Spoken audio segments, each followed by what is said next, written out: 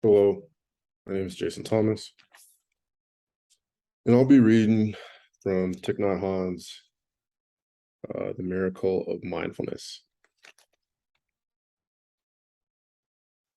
It's a book that I read a couple decades ago, maybe a decade ago. It had a profound impact on how I viewed reality.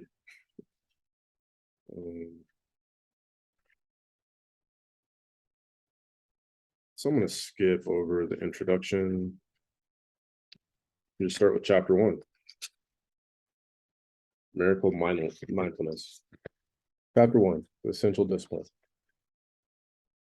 Yesterday, Alan came over to visit with his son, Joey. Joey has grown so quickly. He's already 7 years old and is fluent in French and English. He even uses a bit of slang he's picked up on the street. Raising children is very different from the way we raise children at home. Here, parents believe that freedom is necessary for a child's development. During the 2 hours that Alan and I were talking, Alan had to keep a constant eye on Joey. Joey played, chattered away, and interrupted us, making it impossible to carry on a real conversation. I gave him several picture books for children, but he rarely glanced at them before tossing them aside and interrupting our conversation again. He demands the constant attention of grown-ups. Later, Joey put on his jacket and went outside to play with a neighbor's child. I asked Alan, "Do you find family life easy?" Alan didn't answer directly. He said that during the past few weeks since the birth of Anna, he had been unable to sleep any length of time. During the night, Sue wakes him up, and because she is too tired herself, asks him to check to make sure Anna is still breathing.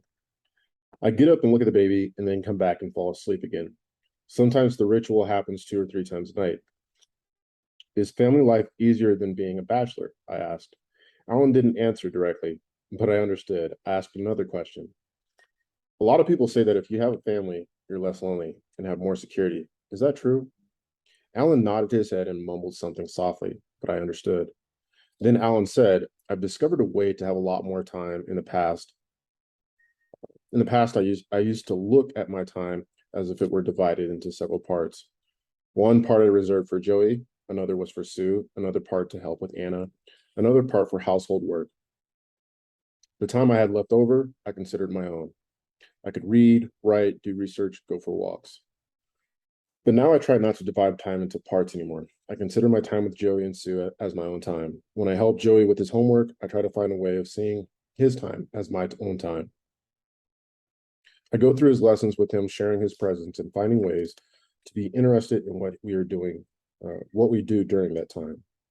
The time for him becomes my own time. The same with Sue. The remarkable thing is that now I have unlimited time for myself." Alan smiled as he spoke. I was surprised. I knew that Alan hadn't learned from reading any books. This was something he had discovered for himself in his own daily life.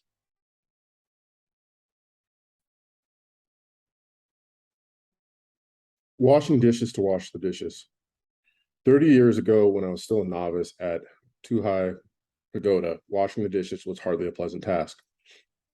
During the season of retreat, when all the monks returned to the monastery, 2 novices had to do all the cooking and wash the dishes for sometimes well over 100 months. There was no soap.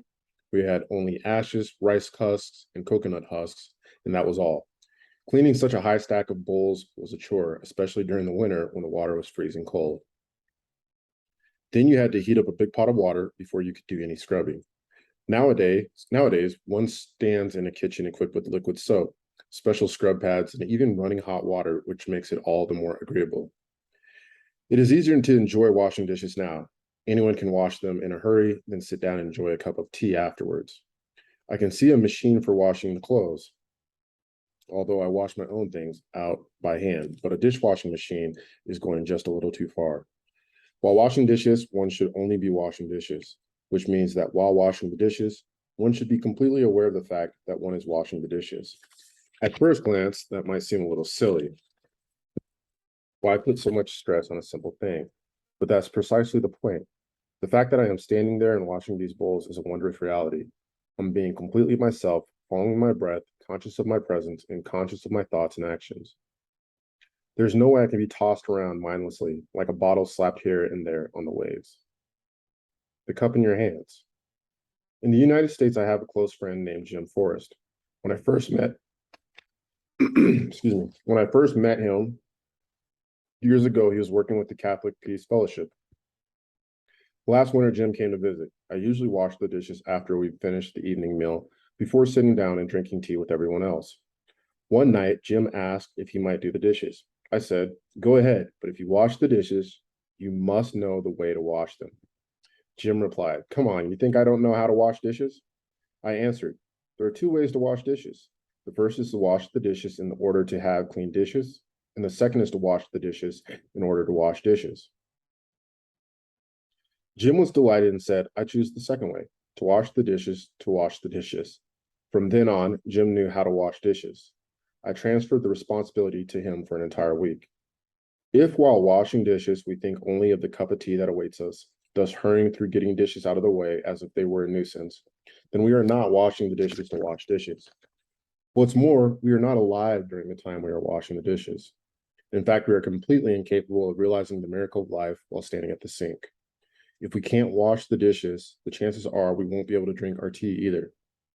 While drinking the cup of tea, we will only be thinking of other things, barely aware of the cup in our hands. Thus, we are sucked away into the future and are incapable of actually living 1 minute of life. Eating a tangerine.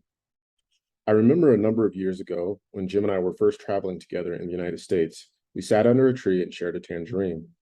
He began to talk about what we would be doing in the future. Whenever we thought about a project that seemed attractive or inspiring, Jim became so immersed in it that he literally forgot about what he was doing in the present. He popped a section of the tangerine in his mouth, and before he had begun chewing it, he had another slice ready to pop into his mouth again. He was hardly aware he was eating a tangerine. All I had to say was, "You ought to eat the tangerine you ought to eat the tangerine section you've already taken." Jim was startled into realizing that he was doing what he was doing. It was as if he hadn't been eating the tangerine at all. If he had been eating anything, he was eating his future plans.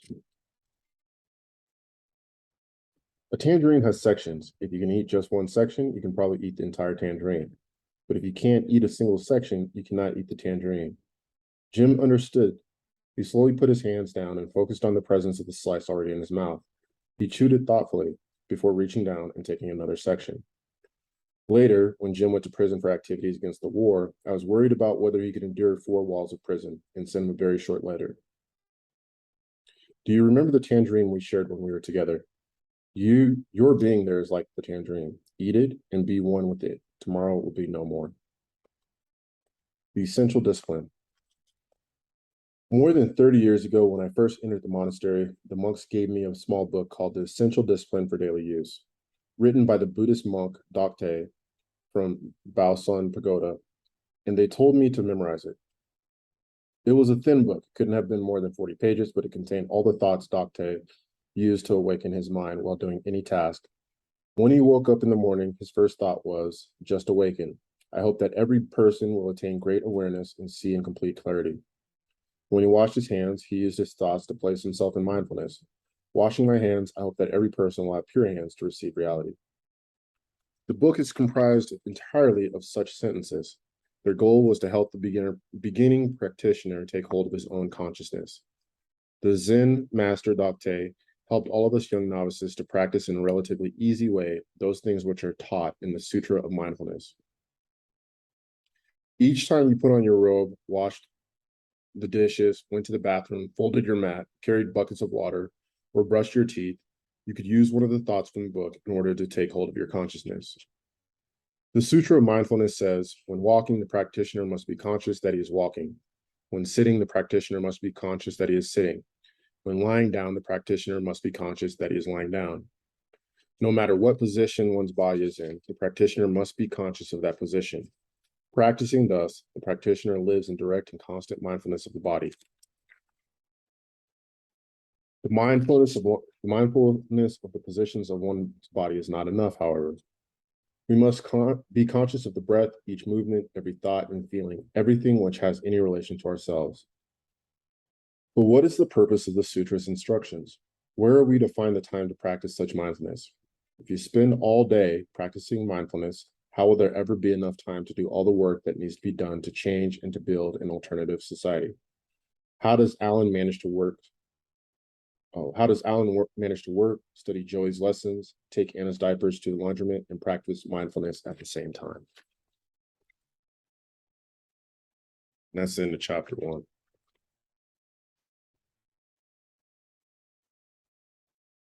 Yeah, I don't wash dishes to wash dishes. When I wash dishes, when I take a shower, when I drive, when I fold clothes, most mundane tasks, I am lost in my thoughts, either thoughts about the past or thoughts about the future. And sometimes those thoughts are pleasant, other times those thoughts are unpleasant. When it's thoughts of regret about the past or worry about the future, they're unpleasant.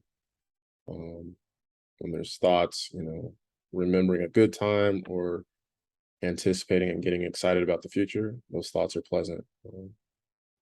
But it's a challenge to be mindful of the present and to stay present in each moment. It's a huge challenge. And so the whole notion of washing dishes to wash dishes is, I wish I was wired more that way, or I wish it's something I have to practice. I don't know if I can even wish it. Something that it's a good reminder, something to be cognizant of as I go through the day. So that is chapter 1 of Thich Nhat Hanh's The Miracle of Mindfulness.